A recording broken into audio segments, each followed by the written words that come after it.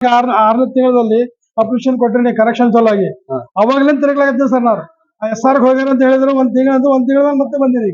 ಬಂದ್ರ ಯಾರು ಇಲ್ಲ ಇಲ್ಲಿ. ಮುಂಜಾನೆ ಹಿಡಿದು ನಿಂತಿ ಮುಂಜಾನೆ ನಿಂತಿಲ್ಲ ಸರ್, ಅದೆಲ್ಲ ನಿಂತಿಲ್ಲ. ಈಗ 1.5 ತಿಂಗಳು 1.5 ತಿಂಗಳ ಸರ್, 1.5 ತಿಂಗಳು. ಈಗ ಕರೆಕ್ಷನ್ ಇದಾರೆ sir. Correction date of birth certificate ಸ್ವಲ್ಪ ಮಿಸ್ ಆಗಿದೆ, ಅದು ಕರೆಕ್ಷನ್ ಸಲುವಾಗಿ ಆಗ್ತೀನಿ ಸರ್. ನಾನು ಸಂಬಂಧಪಟ್ಟವ್ರಿಗೆ ಯಾರ್ಯಾರು ಭೇಟಿ ಮಾತಾಡಿರಿ? 3 ಸಲ ಬಂದಿವಿ ಸರ್. ಬಂದಾಗ SR ಸಲ ಹೋಗ್ಯಾರಿ. ಆಮೇಲೆ ಬೇರೆ ಒಂದ್ ತಿಂಗಳು ಬಿಡ್ತಾರೆ, ಮತ್ತೆ ತಿಂಗಳು ಬಿಟ್ಟು 2 ಸಲ ಬಂದಿನಿ. ಈಗ ಇಲ್ಲಿ ಯಾರು ಇಲ್ಲ ಇಲ್ಲಿ. बार हुआ, मैं 8-15 दिन से फिर हूँ, अभी तक मेरा लेटर नहीं आया। जो दे तुम बोल रही है अभी तक आया नहीं। मेरे को भी सीखना पड़ रहा है। सीनवा सरड़गी से आती हूँ, अब ये काम छोड़ के इधर आके मैं ये कर सकती, तो मेरे को चिरा रही बहुत, मगर डेट ऑफ बर्थ नहीं आ रहा। अब स्कूल में डेट ऑफ बर्थ चाहिए बोल रहा हूँ, डेट ऑफ बर्थ नहीं आया। छुट्टी पे है, अभी छुट्टी पे है। ಪ್ರಮಾಣ ಪತ್ರದ ಸಲುವಾಗಿ ಅರ್ಜಿ ಕೊಡೋ ಸಲಕ್ಕೆ ಬಂದಿದ್ದೀವಿ.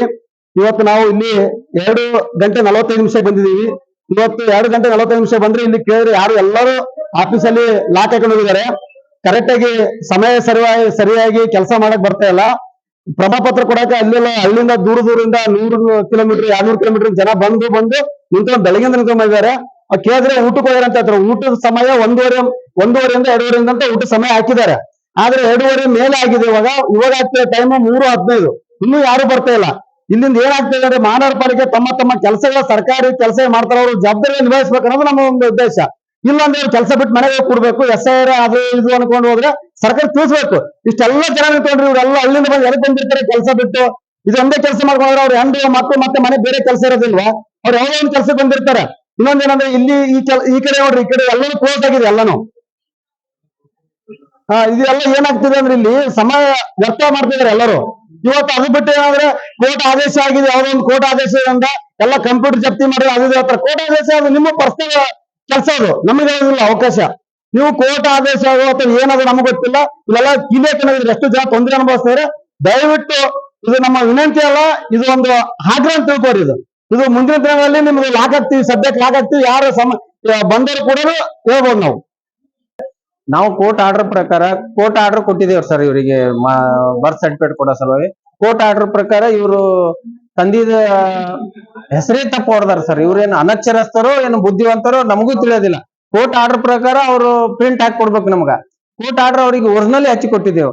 ಕೋರ್ಟ್ ಆರ್ಡರ್ ಹಚ್ಚಿ ಕೊಟ್ಟರು ಈ ತರ ತಪ್ಪು ಮಾಡ್ತಾರೆ. ಇಲ್ಲಿ ಅಧಿಕಾರಿಗಳು ಏನು ಅನಕ್ಷರಸ್ಥರೋ ಏನು ರೊಕ್ಕ ತುಂಬಿ ಇಲ್ಲಿ ನೌಕರಿ ಬಂದರೋ ನಮಗ್ನು ಜನಸಾಮಾನ್ಯರಿಗೆ ಗುರ್ತಾಗಲಾಗ್ಯದ.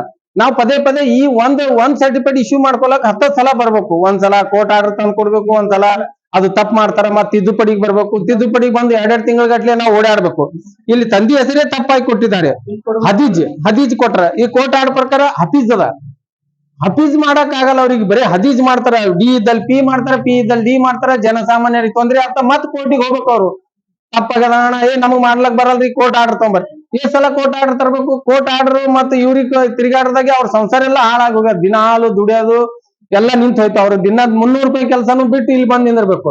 ಇದೇ ತರ ತೊಂದರೆ ಕೊಡ್ತಾರೆ. ಇಲ್ಲಿ ಎಲ್ಲ ರೊಕ್ಕ ತುಂಬಿ ನೌಕರಸ್ಥರು ಬಂದಿದ್ದಾರೆ. ಇವ್ರು ಯಾರು ಸ್ಟಡಿ ಮಾಡಿ ಗ್ರಾಜುಯೇಟ್ ಆಗಿ ಬಂದಿಲ್ಲ. ಇವ್ರು ಎಲ್ಲ ದುಡ್ಡು ತುಂಬಿ ಇಂಪ್ಲೂಯೆನ್ಸ್ ಹಚ್ಕೊಂಡು ಆ MLA ಈ MP ಹಚ್ಕೊಂಡು ಬಂದು ಇಲ್ಲಿ ನೌಕರಿ ಮಾಡಿ ಈ ತರ ಎಲ್ಲ ಅನಕ್ಷರಸ್ಥರೇ ತುಂಬಿದ್ದಾರೆ ಇಲ್ಲಿ.